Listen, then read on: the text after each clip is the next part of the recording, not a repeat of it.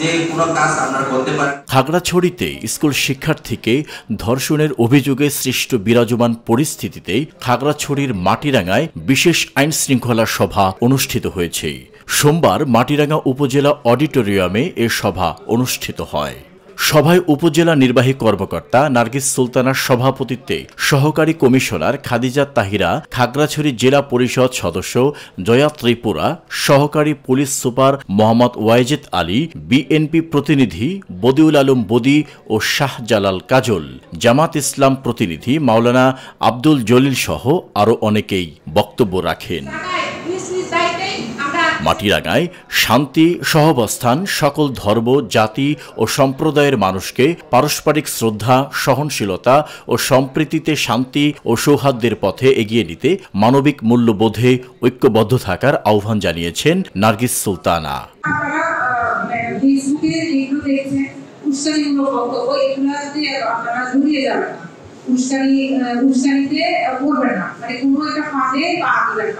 এই মাঝে যখনই পা দিবে তখনই মনে করেন একটা পর একটা অপারেশন করতে লাগবে, কারণ বাংলাদেশের মানুষ আসলে যুগে আমরা হচ্ছে খুবই সেন্সিটিভ, খুবই ইমোশনাল।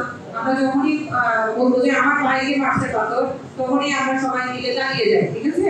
সে আমি কিন্তু বাংলাদেশি বলেছি, ঠিক আছে, এটা যে কেউ হতে পারে, হয়তো বা দেখা যায় ওনাদেরও চাকা মাথা কেউ বলবো যে আমার ভাইয়ের উপরে হচ্ছে পাথর মারছে, তখন ওনারা সবাই দাঁড়িয়ে গেল। তো জিনিসটা তারা বুঝে আমরা এখানে প্রশাসন আছি, পুলিশের আইন শৃঙ্খলা বাহিনী আছে, আমাদের সেনাবাহিনী আছে, আমরা সবাই কিন্তু আছি আমাদের সবার সাথে কাজ করার জন্য, আমাদের দরজা আমাদের সবার জন্য। এ সময় খাগড়াছড়ি জেলা বিএনপি সহসভাপতি আবু ইউসুফ চৌধুরী, নাসির আহমদ চৌধুরী, মাটিরাঙ্গা থানা অফিসার ইনচার্জ তৌফিকুল ইসলাম ও উপজেলায় বসবাসরত সকল সম্প্রদায়ের নেতৃবৃন্দ উপস্থিত ছিলেন।